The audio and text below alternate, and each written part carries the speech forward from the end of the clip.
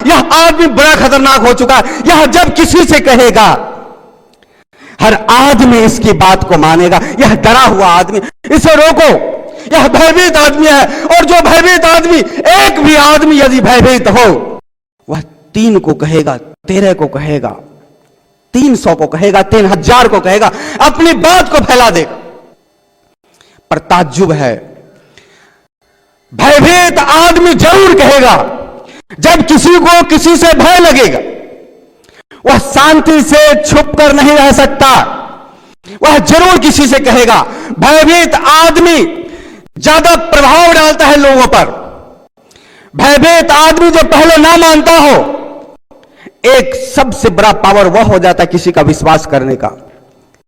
और जब उसके चेहरे पर भय दिख रहा हो, तो लोगों को यह जरूर विश्वास होता है, इसके चेहरा बता रहा है, इसने जरूर देखा है, इसने जरूर अनुभव किया है। भयभीत आदमी बड़ा खतरनाक होता है। और जब भयभीत आदमी बड़ा खतरनाक होता है, तो उससे पूरे के पूरे जन समुदाय पर असर होता है। इसलिए जो भयभीत व्यक्ति है, उसे पकड़ लेना चाहिए। समझदार आदमी को उसे काल कोठरी में बंद कर देना चाहिए, उसे जेल में बंद कर देना। चुप, तूने देखा है ना? हाँ चुप, किसी से ना कहना, हाँ सबको मालूम है क्या है सच्चाई, तू चुप। उसे रोक लेना चाहिए, उसे बंद कर देना चाहिए, उसे आगे नहीं बढ़ना चाहिए। भयभीत आदमी एक कहानी है, बहुत पुरानी कहानी है। एक छोटा सा राज्य था, बड़ा समृद्धशाली और शक्तिशाली राज्य था। नागरिक बड़े खुश थे। वहां का सेनापति बहुत वीर और प्रतापी था। उस राज्य में जन्म लेने वाला प्रत्येक व्यक्ति को सैनिक की ट्रेनिंग दी जाती थी। जो एक सैनिक करे बॉर्डर पे जाके, वह सारी तैयारी वहां के सैनिकों जैसा ही वहां के नागरिकों को कराया जाता था। बड़ा ही लगता था कि मैं शक्तिशाली हूं, समृद्धशाली हूं। और राजा भी बहुत वीर और बहादुर था। पर सेनापति बड़ा ही कुशल और विवेकवान और बुद्धिमान था। कहा जाता है उस राज्य पर किसी बड़ा राज्य ने आक्रमण कर दिया। गुप्तचरों से पता लगाता है तो पता चलता है कि इसके पास सेना है 10,000 और उसके पास 10 लाख है। हमारे पास 10,000 हथियार है, उसके पास 10 लाख हथियार है। हमारे पास 5,000 घोड़े हैं, उसके पास 5 लाख घोड़ा है। हमारे पास थोड़े हाथी हैं, उसके पास ज्यादा हाथी है। गुप्तचरों से सेनापति को पता चला। सेनापति डरे डरे आता है और राजा से कहता है, राजा साहब ये युद्ध करना खतरे से खाली नहीं। राजा ने पूछा क्यों? हमारा तो नागरिक बच्चा बच्चा को सैनिक बनाया गया और इतिहास में हम कभी हारे नहीं। बोले वो हार और जीत दूसरी थी, वो छोटे छोटे राज्य था। ये बहुत बड़ा राज्य ने हमारे राज्य के ऊपर हमला किया। उसकी सेना बलिष्ठ और खूंखार है, वह बड़ा ही खतरनाक सेना। उसकी सेना के सामने हमारी सेना 5 मिनट भी ठीक नहीं पाएगा। राजा बोला फिर क्या किया जाए? बोला समर्पित हो जाओ, समर्पण हो जाओ। बोला जान बचाना चाहते हो अपनी और राज्य की और प्रजा की, तो हाथ जोड़ लो, समर्पित हो जाओ। जो वो कहे मान जाओ, और नहीं मानोगे तो जो करना चाहेगा वो तो कर ही लेगा, पर हम सबको मार डालेगा, हम सबको जिंदा नहीं छोड़ेगा, तरपा तरपा के मारेगा। बहुत खतरनाक है। पास में एक फकीर रहता तो राजा उसके पास पहुंचता है, सोचता है अंतिम दर्शन इस फकीर का कर लो। क्या संसार, सही में बोलते हैं संसार नासवान है, यहां कोई आया कोई जाएगा। आज देखो जिस राज्य को हमने बड़े मेहनत से बचा है, उसको एक कीड़े मकोड़े की तरह ये राजा रोन डालेगा, पूरा खत्म कर देगा, नष्ट कर देगा। तो इसलिए चलो अंतिम दर्शन कर लो, क्या पता जिंदा रहे कि ना रहे, मर जाए क्या हो। फकीर के पास पहुंचता है, फकीर से अपनी आप बीती सुनाता है। फकीर बोलता है इस युद्ध को मैं लड़ूंगा और मैं विजय दिलाऊंगा।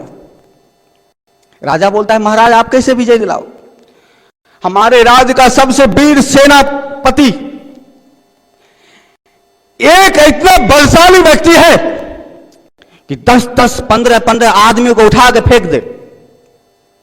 तलवारबाजी में तो उसका कोई सानी नहीं है, तीर धनुष हाथ में ले लेता है, निशाना उसका अचूक है। ऐसा सेनापति आकर मुझसे कहता है कि उससे युद्ध करना बड़ा खतरनाक और हम सब मारे जाएं। फकीर बोलता है इस युद्ध को मैं विजय दिलाऊंगा। राजन तुम चिंता ना करो, सिर्फ दो काम करो, एक मुझे सेनापति बना दो और दूसरा उस सेनापति को अभी जल्द से जल्द कारागृह में डालकर हाथियों के पैरों से रंधवा डालो। जितना जल्दी हो सके उस सेनापति का गला को काट दो, जितना जल्दी हो सके उस सेनापति को नष्ट कर दो। यदि मार नहीं सकते तो बंद करो जेल खाने में। उसकी छाया परछाया भी किसी दूसरे व्यक्ति पर नहीं पड़ना चाहिए। राजा बोलता है ऐसा क्यों? ऐसा ही करो यदि विजय चाहते हो। राजा ने माना बात, चल पड़े। सेनापति महाराज को बना दिया गया। जब महाराज सेनापति बने अपने सैनिकों को लेकर चल पड़े और जोर जोर का नारा करने लगे अपने धर्म के हिसाब से। सामने एक देव प्रतिमा था और उससे वो कहते हैं अपने सैनिकों से, महाराज कि देखो इस युद्ध में हमारी विजय तो निश्चित है, तो जब इस युद्ध में हमारी विजय निश्चित है क्यों ना इस देव प्रतिमा का दर्शन करके चला जाए। तो सभी सैनिक को पता था कि सामने वाला कितना शक्तिशाली सैनिक है और कितना बड़ा बलशाली वो राज्य है। उसके सामने हम क्या टिकेंगे? ये महाराज हम सबको मरवा के ही रहे, हम सब मरेंगे और देवता भला हमारी क्यों सुने। सैनिकों ने पूछा कि ये कैसे पता चलेगा कि देवता हमारे साथ है कि नहीं है? बोला यही तो पता लगाने में आया हूं। यदि देवता युद्ध के लिए मना करे तो हम लोग को युद्ध नहीं लड़ना, क्योंकि यदि देवता मना करेगा तो हम लोग हार जाएंगे। और यदि देवता कहे कि युद्ध करो, सामने वाला कितना भी शक्तिशाली हो और उसके साथ और भी 1000 10,000 और भी शक्तिशाली योद्धा जमा हो जाए, अरे जिसके साथ भगवान हो जाए उसको कौन पराजित करे? जीत सुनिश्चित है, विजय हमारी होगी। सभी सैनिकों में उत्सुकता आ गए। हाँ ये बात तो ठीक है, देवता से पूछ लिया जाए कि देवता कहे यदि युद्ध करो तो करें, और देवता कहे युद्ध ना करो तो नहीं करेंगे, बात फाइनल हो जाए। क्योंकि देवता तो सब कुछ जानता है और जिसके साथ देवता होगा उसकी तो युद्ध में विजय होगी होगी। सभी सैनिकों ने महाराज से पूछा, पर महाराज बताओ तो सही, देवता कहेंगे क्या, कैसे पता चलेगा? बोलेगा वही तो है, एक तरकीब मेरे पास, टॉस उछाला जाए और इसमें चित्त और पट पूछा जाए। इसमें पूछा जाए चित्त हो तो हम युद्ध करेंगे, यानी कि देवता ने हां कह दी। पट हो तो युद्ध नहीं करेंगे, यानी देवता ने ना कर। सभी सैनिकों ने बोला हाँ ठीक है महाराज यही करो। एक सिक्का अपने जेब से निकालता है, अपने कुर्ते से निकालता है और ऐसे आकाश की तरफ उछाल देता है। नीचे जमीन पर गिरता है और देखता है चित्त। सभी ने जय जयकार देवता का लगाया। महाराज ने बोला देखो देवता कहता है कि हाँ, देवता कहता है कि हाँ युद्ध करो तुम्हारी जीत होगी। सबने देवता का जय जयकार किया, सिक्का उठाया, जेब में रखा, युद्ध भूमि में उतरा। सब निर्भय हो चुका था, सबको लगा देवता हमारे साथ है। एक ने 10-10 को 20-20 को मारा और विजय होकर वापस आए और जय जयकार होने लगी। और जब वापस आने लगे तो रास्ते में मंदिर था। सभी सैनिकों ने बोला देवता चमत्कारी है, देवता शक्तिशाली है, इस देवता से आशीर्वाद लेते हुए अपने राज की तरफ जाए। महाराज बोलता है अब इस देवता की जरूरत नहीं, काम हमारा हो गया। सभी सैनिक विरोध करने लगे, बोले हद हो, इसी देवता के कृपा से तो हम युद्ध जीते। यही देवता तो हमारे साथ था कि हम मुट्ठी भर लोग थे और इतने लोगों पर हम विजय प्राप्त किए। और यही देवता जब हम विजय होकर आए तो हमें आशीर्वाद लेने से मना करते हो। अरे कैसे स्वार्थी हो आप, जिनकी कृपा से हम विजय प्राप्त हुए, जिनकी कृपा से आज हमारी जय जयकार हो रही है, जिनकी कृपा से असंभव को संभव करके दिखाया है, उनके श्री चरणों में सिर झुकाने के लिए मैं आ रहा हूं और आप मना करते। फिर बोला रुक मैं बताता हूं कि कौन सा देवी है और कौन सा देवता है। बोला क्या बात हुई थी, देवी और देवता ने कैसे हां भरा था? बोला हां भरा था ना, आपने बोला था एक सिक्का उछाले, चित्त हुआ तो विजय, पट हुआ तो पराजय, चित्त हुआ तो युद्ध करेंगे, पट हुआ तो युद्ध नहीं करेंगे। यही हुई थी ना? तो बोले हाँ, तो बोले ठीक है, उस सिक्का को फिर उछाला जाए। उस सिक्का को उछालने में यह कहा जाए, यदि चित्त हुआ तो देवता का दर्शन नहीं करेंगे, और पट हुआ तो देवता का दर्शन करेंगे। तो बोला इसमें भी टॉस, हाँ, टॉस उछाल कर जब युद्ध में गए और विजय हुए, तो फिर टॉस उछाल कर ही क्यों ना पता लगाया जाए कि देवता का दर्शन करना है कि नहीं करना। इसलिए पट होगा तो देवता का दर्शन करेंगे, और चित्त होगा तो देवता का दर्शन नहीं करेंगे। बोला कम से कम इसमें तो ना रखो कुछ रुकावट, इसमें चित्तपट से क्या लेना देना? बोला चित्तपट से लेना देना है, एक बार देख ही लिया जाए, एक बार उछाल लिया जाए, और फिर इस रहस्य पर से पर्दा भी तो उठाना है। देवता कौन है वो देवता भी तो बताना है। अब इसी में हाथ जोड़ के चले जाओगे, देवता को देख तो नहीं पाओगे। इसलिए देवता का प्रत्यक्ष अनुभव करना है, प्रत्यक्ष अपने आंखों से देखना है। तो इस चित्तपट के खेल को तो एक बार जरूर करना होगा। आखिर देवता को देखा कैसा जाए? हाथ जोड़ोगे चले जाओगे, यह मूर्त तो पत्थर की बनी है, पत्थर की ही रह जाएगी। इस पत्थर के मूर्त के पीछे रहस्य क्या है, चमत्कार है, तो नहीं देख पाओगे। पत्थर का मूर्त दर्शन भी देता है, यह कैसे पता चलेगा? इसलिए मैं चाहता हूं इस चित्तपट के खेल से देवता का दर्शन करके चला जाए। और यदि एक बार में ना हो, यदि तुम सबकी इच्छा हो दर्शन करना है, तो इस सिक्के को 3 बार उछालेंगे। 3 बार में एक बार तो ऐसा होगा कि पट आएगा और हम दर्शन करें। कोई बार तो पट आएगा ही।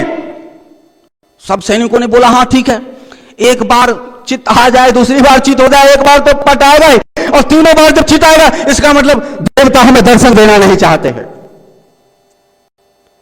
फिर कभी आएंगे। हाँ तो महाराज आप टॉस को उछालो। महाराज ने टॉस उछाला, नीचे गिरा, चित्त आया। महाराज ने बोला लगता है देवता का दर्शन नहीं करना। फिर बोला और उछालो। फिर महाराज ने फिर उछाला, फिर चित्त ही आया। सबकी धड़कन रुक गई। बोले भाई तीसरी बार तो कम से कम पट आ, ऐसे उछाले। सब बोलता है पट पट पट पट पट पट पट, नीचे गिरा और चित्त। सभी मायूस हो गए।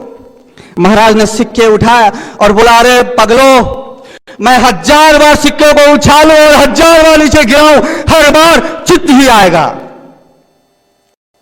क्यों महाराज?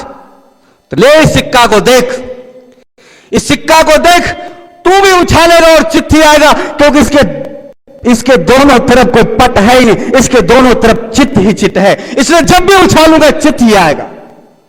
इसलिए तेरी देवी और देवता का रहस्य तेरे देवी और देवताओं में नहीं है, इस सिक्के में, उछले हुए सिक्के में है। जहां पट नहीं सिर्फ चित्त ही है इस उछले हुए सिक्के में। इसलिए इस देवता का दर्शन कर। तुम सब के सब भयभीत थे, मैं तुम्हें भय मुक्त कर देना चाहता था। और जब भयभीत रहोगे तो फिर युद्ध कैसे जीतोगे? तुम तो पहले ही मर गए। कहा जाता है महाभारत के प्रथम दिन के युद्ध में पांडवों की हार हुई, पर दूसरे दिन के युद्ध में भीम गदा लेकर रणभूमि में उतर जाता है और एक दहाड़ मारता है। उस दहाड़ का भय चारों तरफ व्याप्त हो जाता है, सेनाएं तितर बितर हो जाती और दौड़ लगा जाती। यह बड़ा ही सूत्र है, पब्लिक को डरा कर शासन करो। हिटलर ने लोगों को डराया, क्रूरतापूर्वक, सब डर गए और गुलाम हो गए। डराओ लोगों को, जब किसी को डरा दोगे वो डर जाएगा, वह गुलाम हो जाएगा। सिकंदर जब किसी राज्य पर हमला करता था, जानता था कि हां बेवजह किसी की हत्या ना करो, लेकिन उसे यह भी मालूम था बेवजह हत्या करने से लोग डरेंगे और मुझसे युद्ध नहीं करेंगे, सब समर्पित हो जाएंगे। सिकंदर जिस राज्य में कदम रखेगा उस राज्य का राजा महाराजा सब तलवार लेकर मेरे चरणों में गिर जाएंगे। वही हिटलर ने किया, वही नेपोलियन ने किया, वही बड़े बड़े राजाओं ने किया, वही सम्राट अशोक ने किया। वही आज का नेता आप लोग के साथ करना चाहता है, डराना। निकलता नहीं है डर। देखते हो जब कहीं डर आ जाए पूरा भीड़ तितर बितर हो जाता है। आप हजारों के बीच में बैठे हो, किसी ने कागज के फूल को देखा और कह दिया बम है यह, बम। ऐसा बोला नहीं कि पब्लिक आओ देखा ना था, भागने लग गया, तितर बितर हो गया, एक दूसरे को रौंद कर निकल गया। आदमी आदमी का कत्ल कर दिया बम विस्फोट होने से पहले। इसलिए डाकू जब आपको लूटता है तो उसके पीछे भी भयभीत करता है वो जनताओं को, क्रूरतापूर्वक मारता है लोगों को, ताकि लोगों में दहशत हो, लोग डरे उससे। उसका एक फोन आ जाए तो 2-4-5 लाख रुपए लेकर दौड़ पड़े। इसलिए अक्सर जुर्म की दुनिया में रहने वाले लोग अक्सर कहते हैं मेरा धंधा तब तक चलता रहेगा जब तक लोगों के मन मस्तिष्क पर भय है।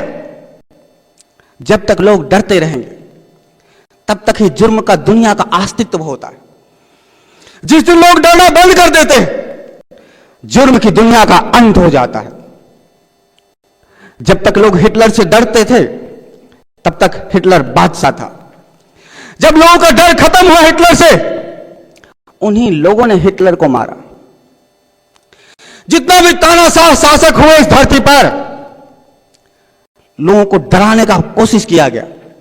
हाथी से रौंदा, सरेआम पैरों को काटा गया, आरे मशीन पर चीरा गया, 2 घोड़े के पैरों में इसके दोनों पैर को बांधकर चीर दिया गया, उसे सिर को काटकर फुटबॉल की तरह चौराहे पर लटका दिया गया। लोग डरे, लोग डरे। और आज भी कानून आदि के नाम पर जब किसी को सजा दी जाती है, उस सजा का एक प्रयोजन जो सबसे बड़ा प्रयोजन है, लोग डरे। डर के मारे कोई अपराध ना करे, डर के मारे कोई गलत ना करे, यानी गलत ना करे उसको भी डराया जाए। इसलिए जब आप कोई गलत करने का आपके अंदर हिम्मत नहीं आती है तो यह ना समझो कि आप हिम्मतवर हो या आप सज्जन पुरुष हो। आप डरा हुआ व्यक्ति हो। आपको पुलिस से डर लगता है, आपको कानून से डर लगता है, आपको समाज से डर लगता है, आप भयभीत व्यक्ति हो। भय में आपका कदम आगे नहीं बढ़ता। लेकिन कुछ लोग ऐसा होते हैं जो कानून समाज आदि को नहीं मानकर अपने कदम को आगे बढ़ाते हैं, और जब अपने कदम को आगे बढ़ाते हैं तो फिर इसी सूत्र पर काम करते हैं। ये दुनिया वाले या तो समाज से डरता है, या पुलिस से डरता है, या कानून से डरता है, या भूत से डरता है, या भगवान से डरता है। ये डरपोक है सब, ये डरने वाले हैं। इस पर शासन किया जा सकता है बड़े आसानी से। सिर्फ डर का अफवाह फैलाओ, इन्हें भयभीत करो, 2-4 कत्ल कर दो, लोग अपने आप तुम्हारा जय जयकार करने लगे। इसलिए अपराध की दुनिया में कदम रखने वाला उसी सूत्र पर चलता है। डराते हैं, 4-5 कत्ल कर देंगे, कत्ल बेरहमी से करेंगे, लोग डर जाएंगे, उसके खिलाफ आवाज नहीं उठाएंगे। ये गुंडे मवाली लोग भी डराकर भयभीत कर ही शासन करते हैं। इसलिए डर और भय, इसका प्रचार बहुत तेजी से होता है, इसका विस्तार बहुत तेजी से होता है।